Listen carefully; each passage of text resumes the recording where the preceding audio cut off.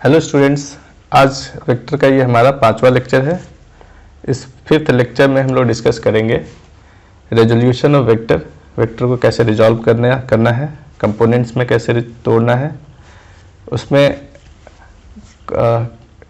Basically हम लोग को पढ़ना है दो म्यूचुअल परपेंडिकुलर कंपोनेंट्स के बारे में, जिसको rectangular components in a plane भी कहेंगे, और 3 रेक्टेंगुलर कंपोनेंट्स कहेंगे जो एक्स वाई और जेड डायरेक्शन में होगा रिस्पेक्टिवली।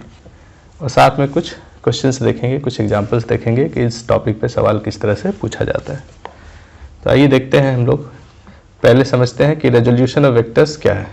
कह रहा है vector can be resolved in many parts in so many different ways. एक वेक्टर को हम लोग कई पार्ट्स में डिवाइड कर सकते हैं और कई अलग अलग तरीके से कर सकते हैं। All its parts are called components of vector. तो जितने पार्ट्स में उसको डिवाइड करते हैं वो सारे उसके कंपोनेंट्स कहलाते हैं। जैसे बाकी चीज़ों में होता है कि किसी मशीनरी पार्ट्स का जो कंपोनेंट्स है सबको जोड़ दे तो पूरा मशीन बन जाता है, और सबको अलग अलग कर दिए तो वो अलग अलग कंपोनेंट्स कहलाते हैं। तो वेक्टर में भी ऐसे होगा कि अगर किसी वेक्टर को अलग अलग पार्ट्स में हम लोग तोड़ देते हैं तो वो उसके कंपोनेंट्स कहलाएंगे, और सारे कंपोनेंट्स को फिर वापस जोड़ दिया जाए तो वो रिजल्टेंट वेक्टर प्रोवाइड कराएगा। जैसे एग्जाम्पल के तौर पे यहाँ देखें, ये कोई वेक्टर है, मान लीजिए इसको कंपोनेंट में रिजॉल्व करना है। कंपोनेंट में रिजॉल्व करने के लिए हम लोग इसको ऐसे पार्ट्स में डिवाइड करेंगे। मान लीजिए कि इसका एक कोई कंपोनेंट इस तरह से लेते हैं, इस तरफ ये एक कंपोनेंट है, तो बाकी सारे कंपोनेंट्स को अगर मिलाएं इसके साथ तो सब ऐड होकर के रिजल्टेंट वेक्टर देगा। ये भी एक कंपोनेंट हो सकता है। इसका तीसरा कंपोनेंट अगर 3 ही पार्ट्स में तोड़ना है तो तीसरा कंपोनेंट ऐसे लेंगे ताकि ये तीनों को जब जोड़े तो रिजल्टेंट वेक्टर वही मिल जाए। तो ये वेक्टर है और ये तीनों उसका कंपोनेंट्स कहलाएगा। और भी डिफरेंट वे हो सकता था, आप चाहे तो इसको 2 कंपोनेंट्स में रिजॉल्व कर सकते हैं, 3 में कर सकते हैं, 4 में कर सकते हैं। कोई इसको ऐसे एक बड़ा सा कंपोनेंट लिया, फिर एक इधर ले लिया और एक यहाँ से ऐसे, तो ये तीनों वेक्टर्स भी इसके कंपोनेंट्स हो सकते हैं। आप चाहे तो इसको 4 कंपोनेंट्स में, 5 में, 7 में, 8 में, 10 में, जितना में चाहे उतना में रिजॉल्व कर सकते हैं। पर हम लोग को समझना है कि वेक्टर्स को कंपोनेंट में क्यों रिजॉल्व करते हैं। अब आगे पढ़ेंगे, जब मोशन इन ए प्लेन हम लोग डिस्कस करते हैं या किसी भी बॉडी का जब मोशन हम लोग डिस्कस करते हैं तो ये प्लेन में होगा या 3 डायमेंशनल स्पेस में होगा। तो उसके मोशन को एक्सप्लेन करने के लिए हम लोग को 2 अलग अलग डायरेक्शन में इफेक्ट को देखना होता है, और जनरली दोनों डायरेक्शन एक दूसरे के परपेंडिकुलर होता है। तो मोस्ट ऑफ द केस में वेक्टर का जो रेजोल्यूशन होता है वो 2 परपेंडिकुलर डायरेक्शन में होता है, और कुछ केसेस जहाँ 3 डायमेंशनल मोशन को हम लोग डील करेंगे वहाँ 3 म्यूचुअली परपेंडिकुलर कंपोनेंट्स में रिजॉल्व करते हैं। तो बेसिक जो हमारी ज़रूरत है उसके हिसाब से हम लोग मोस्ट ऑफ द टाइम किसी वेक्टर को 2 या 3 म्यूचुअली परपेंडिकुलर कंपोनेंट्स में रिजॉल्व करते हैं। तो हम लोग वहीं पे आते हैं सीधे, resolution of vectors in 2 rectangular components.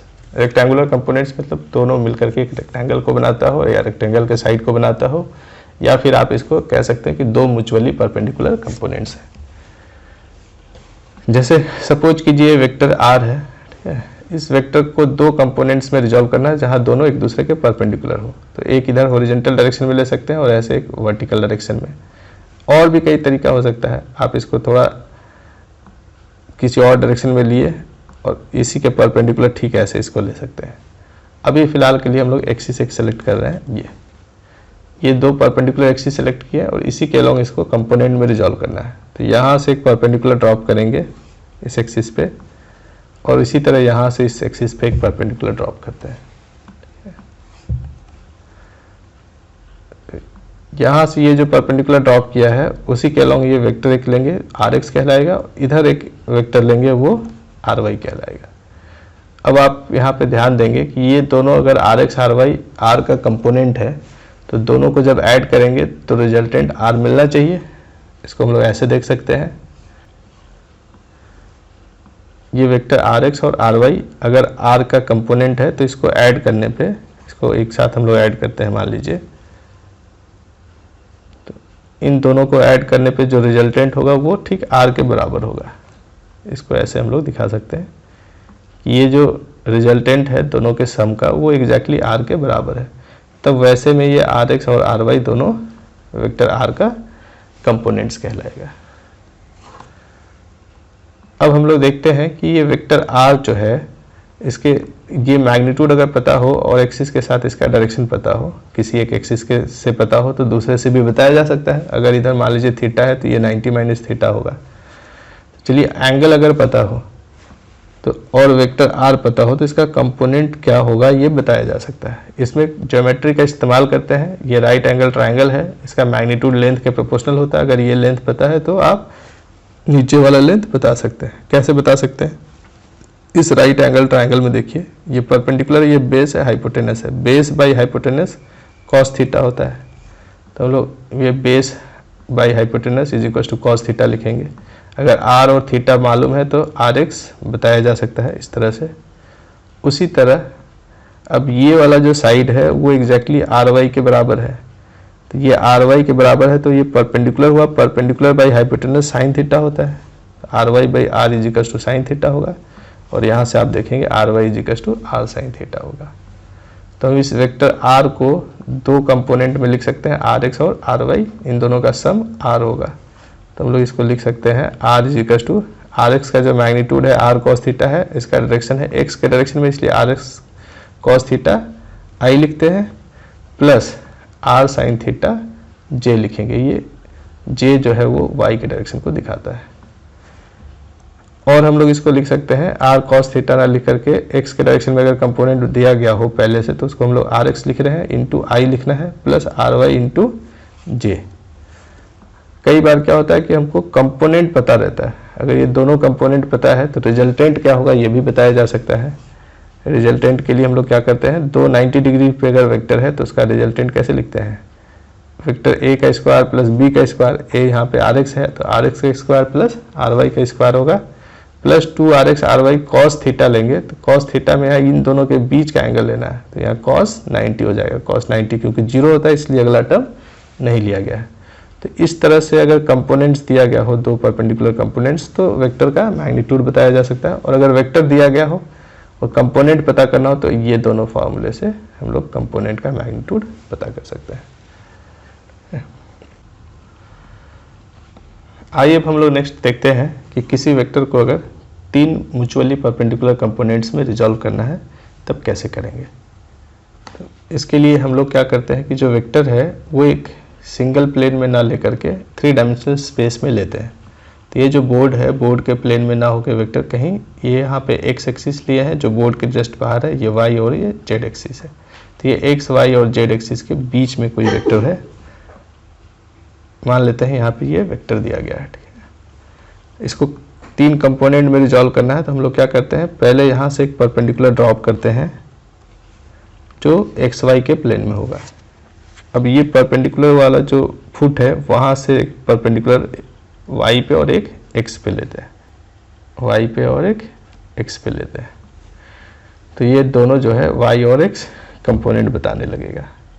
ये कंपोनेंट आर वाई होगा, ये आर एक्स होगा। अब इससे एक परपेंडिकुलर यहाँ पे ड्रॉप करेंगे। तो ये परपेंडिकुलर लाइन देखने के लिए क्या करते हैं, यहाँ से एक लाइन ड्रॉ कर लेते हैं। ये जो लाइन है ये एक्स वाई के प्लेन में है और एक्स वाई के प्लेन के पैरेलल कोई भी लाइन लेंगे तो ये इस जेड एक्सिस पे परपेंडिकुलर होगा। तो इसी के पैरेलल ठीक एक लाइन यहाँ ऊपर में ड्रॉ करते हैं। ये दोनों पैरेलल लाइन है तो ये सीधे आपको बता रहा है कि यहाँ से ये इस पे ठीक परपेंडिकुलर ड्रॉप किए हैं। तो ये वाले जो साइड हो गया इधर वाला वो वाई कंपोनेंट कहलाएगा। तो इस तरह से R X R Y R Z 3 component हम लोग को मिलता है। ये फिगर 3 डायमेंशनल अगर हम लोग दिखाना चाहते हैं तो और इसको अच्छे से दिखा सकते हैं अगर आप यहाँ एक क्यूबॉइड ड्रॉ कर लेते हैं इस तरह से। तो आप अब देख सकते हैं कि 3 डायमेंशनल स्पेस कैसे हो गया। इस क्यूबॉइड का ये बॉडी डायगोनल है और ये तीनों जो अलग अलग साइड्स हैं वो 3 कंपोनेंट्स को बता रहे हैं। अब अगर ये 3 कंपोनेंट्स हैं इस वेक्टर का तो तीनों को जब हम ऐड करेंगे तो ये रेड वाला जो वेक्टर है मिलना चाहिए। तो इसको हम लोग ऐसे यहाँ पे देख सकते हैं कि अगर इसको ये तीनों वेक्टर को एक साथ जोड़ दिया जाए तो कुछ ही इस तरह का होगा। अब यहाँ पे आप देख सकते हैं कि ये वेक्टर मान लीजिए ए है, ये बी है और ये सी है, तीनों म्यूचुअली परपेंडिकुलर हैं। तो ए और बी को जब हम लोग ऐड करते हैं तो एक रिजल्टेंट मिलता है यहाँ से यहाँ। ये जो एरो है वो वेक्टर ए और बी के सम को दिखा रहा है, और ए प्लस बी में फिर इसको हम लोग जोड़ते हैं थर्ड वेक्टर को, तो इन दोनों का, इसका और इसका रिजल्टेंट जो है वो ये रेड वाली लाइन है। यानी ए प्लस बी में सी हम लोग ऐड कर रहे हैं, तो तीनों का सम ये रेड मिल रहा है।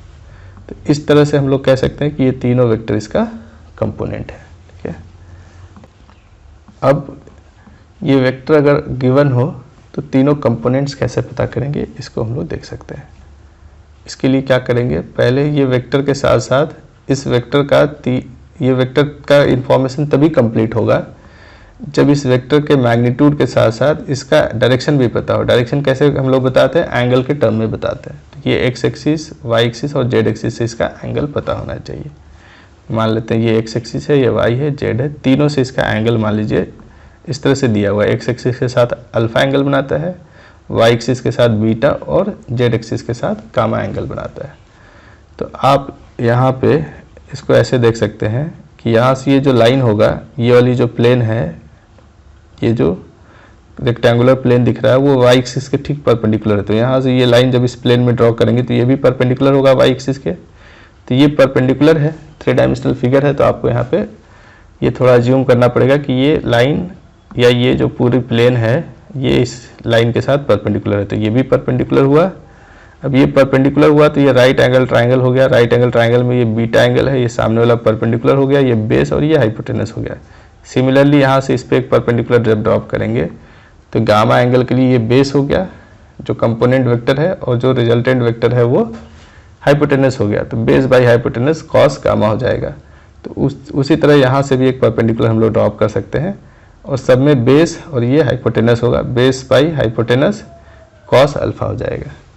तो इसी ज्योमेट्री का इस्तेमाल करते हुए हम लोग अगर अल्फा बीटा गामा दिया गया है तो आर एक्स आर वाई और आर जेड की वैल्यू बता सकते हैं। R X is by R is equal to cos alpha हो जाएगा। ये आर एक्स इसको कह रहे हैं, एक्स एक्सिस के अलोंग जो कंपोनेंट है, डिवाइडेड बाई आर, ये कॉस अल्फा हो गया। उसी तरह आर एक्स मिल जाएगा R cos alpha. R Y by R जो होगा वो कॉस बीटा के बराबर होगा, तो यहाँ से आर वाई मिल जाएगा। और इसी प्रकार आर जेड बाई आर जो है वो कॉस गामा के बराबर होगा, तो यहाँ से हम लोग को आर जेड मिल जाएगा। तो आर जेड मिल गया आर कॉस गामा।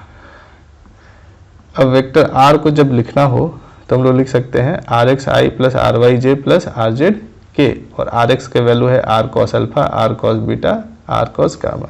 इसको इस तरह से भी लिख सकते हैं R X I plus R Y J plus R Z K. तो बहुत सारे केसेज में कोई भी वेक्टर जो है वो एक्स वाई और जेड कंपोनेंट में दिया गया रहता है। यहाँ पे आई जे के यूनिट वेक्टर का इस्तेमाल कर रहे हैं एक्स वाई और जेड के डायरेक्शन को रिप्रेजेंट करने के लिए। ये डायरेक्शन को रिप्रेजेंट कर रहा है, यूनिट वेक्टर है तो इसका मैग्नीट्यूड 1 है, उसके साथ कोई भी नंबर मल्टीप्लाई करेंगे तो उसी मैग्नीट्यूड का वेक्टर मिल जाएगा जेड के अलोंग। तो यहाँ पे ये R X R Y R Z जो है वो मैग्नीट्यूड को रिप्रेजेंट कर रहा है, हम लोग कह सकते हैं, और आई जे के जो है वो डायरेक्शन को रिप्रेजेंट कर रहा है। तो कई बार क्या होता है कि किसी वेक्टर का 3 कंपोनेंट दिया हुआ है, उससे वेक्टर पता करना है।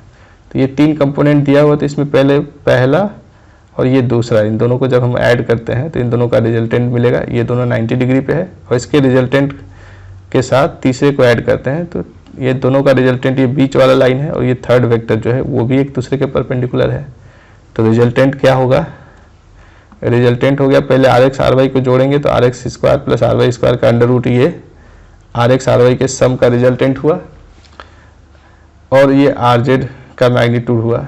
तो आर जेड को जो कि 90 डिग्री पे इन दोनों के सम के, ये वाला जो बीच वाली लाइन है वो R X plus R Y को बता रहा है, जिसका magnitude R X square plus R Y square का अंडर रूट है। तो इसके मैग्नीट्यूड का स्क्वायर करेंगे, यानी अंडर रूट का होल स्क्वायर किए, प्लस इसका मैग्नीट्यूड का स्क्वायर करेंगे। ये इसके साथ 90 डिग्री पे है, 90 डिग्री पे 2 वेक्टर है, तो दोनों के मैग्नीट्यूड का स्क्वायर का सम लेते हैं, उसका रूट करेंगे तो ये नेट रिजल्टेंट बताएगा। तो नेट रिजल्टेंट जो है उसको सिंपल लिख सकते हैं R X square plus R Y square plus R Z का स्क्वायर।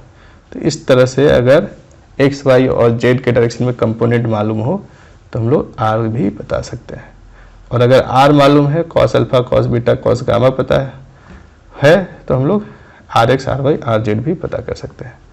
अब देखिए R X R Y R Z से हम लोग अगर आर निकाल लिए तो फिर आर एक्स बाई आर करके cos alpha, R Y by R करके कॉस बीटा कॉस गामा इसको भी पता कर सकते हैं, यानी रिवर्स में भी चल सकते हैं। कंपोनेंट दिया हुआ है तो वेक्टर, और वेक्टर के साथ साथ ये जो cos alpha cos beta cos gamma उसको भी पता कर सकते हैं। यहाँ पे cos alpha cos beta cos gamma को कंबाइंडली हम लोग डायरेक्शन कोसाइंस कहते हैं। ये सारे एंगल्स का कोसाइन है और ये कोसाइंस वैल्यू से हम लोग को एंगल मिलता है और एंगल से डायरेक्शन मिलता है, इसीलिए इन सबको डायरेक्शन कोसाइंस कहते हैं। आइए कुछ और जानते हैं डायरेक्शन कोसाइंस के बारे में।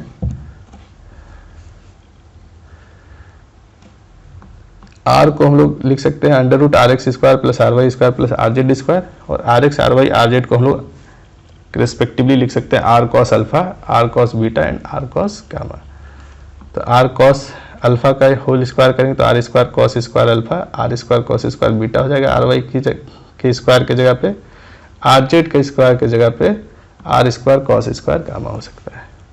अब दोनों तरफ स्क्वायर कर देंगे तो रूट हट जाएगा, और दोनों तरफ अब यहाँ पे आर स्क्वायर से अगर डिवाइड कर देते हैं तो cos square alpha plus cos square beta plus cos square gamma is equal to 1 हो जाएगा।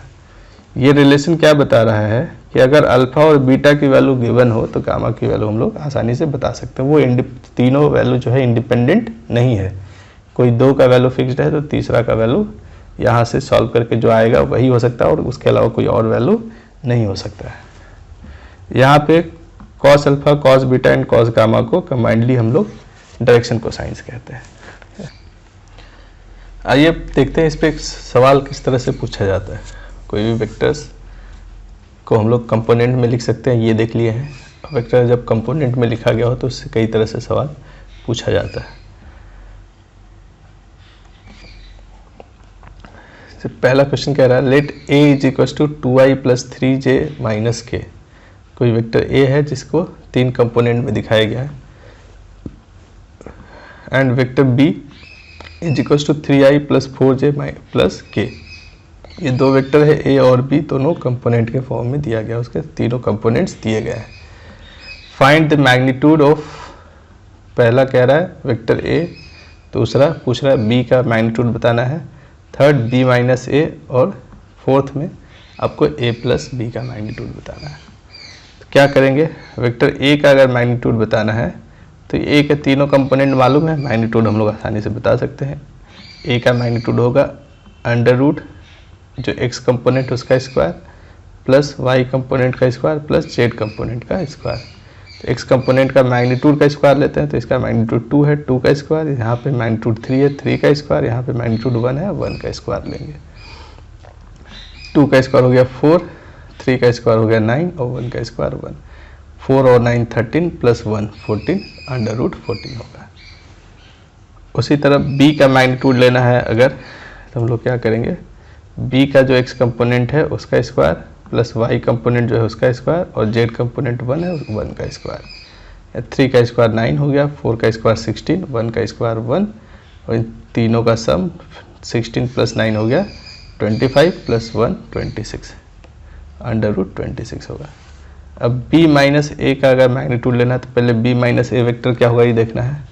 वेक्टर b माइनस ए अगर करना है तो b के जो कंपोनेंट्स है उसमें से a के कंपोनेंट्स को माइनस करते हैं। तो b का जो कंपोनेंट्स है जो x के डायरेक्शन में है और यहाँ जो इसका x के डायरेक्शन में, यही दोनों को आपस में हम लोग डायरेक्ट माइनस कर सकते हैं। बाकी में वेक्टर का रूल लगाना होगा, जहाँ एक लाइन पे वेक्टर होगा उसको ऐड करना और सब्ट्रैक्ट करना आसान होता है, नॉर्मल अलजेब्राइक तरीके से करते हैं। ये पहले भी हम लोग डिस्कस किए हैं। तो 3i में से 2i माइनस करेंगे तो एक i बचा, 4j में से 3j को माइनस करेंगे तो 1j बचा, और प्लस 1k में से माइनस 1k को माइनस करेंगे तो प्लस 1 माइनस 1 करने का मतलब हो गया माइनस माइनस प्लस हो गया तो 2 हो गया, तो ये 2k हो गया। अब इसका मैग्नीट्यूड अगर बताना है तो इसका एक x कंपोनेंट का स्क्वायर, y कंपोनेंट का स्क्वायर और z कंपोनेंट का स्क्वायर लेंगे। तो 1 का स्क्वायर प्लस 1 का स्क्वायर प्लस 2 का स्क्वायर हो गया, 1 का स्क्वायर 1, 1 का स्क्वायर 1 और 2 का स्क्वायर 4, 1 प्लस 1 2 और 2 प्लस 4 6, अंडर रूट 6 होगा। उसी तरह a प्लस बी का अगर मैग्नीट्यूड पता करना है तो पहले a प्लस बी पता करेंगे। तो a प्लस बी क्या होगा, a में b के कंपोनेंट्स को जोड़ना है, 2 में 3 जोड़ेंगे तो 5 हो गया, 3 में 4 जोड़ेंगे 7 हो गया, और -1 में 1 जोड़ेंगे तो 0 हो जाएगा। तो k कंपोनेंट नहीं है यहाँ पे। अब 2 ही कंपोनेंट है, दोनों 90 डिग्री पे, तो इसका मैग्नीट्यूड और आसान है बताना। 5 का स्क्वायर होगा प्लस 7 का स्क्वायर का अंडर रूट। 5 का स्क्वायर 25 होता है, प्लस 7 का स्क्वायर 49, 25 प्लस 49 74 होगा। इसको हम लोग अंडर रूट 74 लिखेंगे। एक सवाल और अब हम लोग देखते हैं इस पे। What is the value of sine square alpha plus sine square beta plus sine square gamma if alpha beta and gamma are the angles made by a vector with X Y and Z axes respectively. यहाँ alpha beta gamma अगर X Y और Z axis के साथ angle है तो sine square alpha plus sine square beta plus sine square gamma की value क्या होगी ये बताना है। इसके पहले हम लोग डायरेक्शन कोसाइंस के रिलेशन में देख चुके हैं कि cos square alpha plus cos square beta plus cos square gamma की वैल्यू 1 होता है। तो उसी रिजल्ट का इस्तेमाल हम लोग यहाँ करेंगे। Cos square alpha plus cos square beta plus cos square gamma is equal to 1 होता है। और किसी भी एंगल का कॉस स्क्वायर अगर पता हो तो उसका साइन स्क्वायर लिख सकते हैं। जो रिलेशन हम लोग जानते हैं कि sine square theta plus cos square theta is equal to 1 होता है, और cos square theta is equal to 1 minus sine square theta लिख सकते हैं। तो इसी तरह इसको कॉस स्क्वायर अल्फा को 1 माइनस साइन स्क्वायर अल्फा लिख सकते हैं, इसको 1 माइनस साइन स्क्वायर बीटा, इसको 1 माइनस साइन स्क्वायर गामा। तो ये रिजल्ट हो जाएगा 1 minus sine square alpha plus 1 minus sine square beta plus 1 minus sine square gamma. ये cos square alpha cos square beta cos square gamma को change कर दिए। अब ये 1 1 1 सब प्लस में जुड़ जाएगा 3 हो गया, और ये सब माइनस जो है उसको दूसरे तरफ भेज देते इधर आ जाएगा, और ये +1 इधर आके -1 हो जाएगा। तो 3 में से 1 को घटा देंगे तो इधर बचा 2, और दूसरे तरफ sign square alpha plus sine square beta plus sine square gamma होगा। इस वीडियो को अंतिम तक देखने के लिए आपको धन्यवाद। और अगर हमारा चैनल अभी तक आप लोगों ने सब्सक्राइब नहीं किया है तो उसको सब्सक्राइब कर लें, ताकि हर एक टॉपिक पे आपको इसी तरह से लेटेस्ट अपडेटेड वीडियोज़ मिलता रहे। Thank you.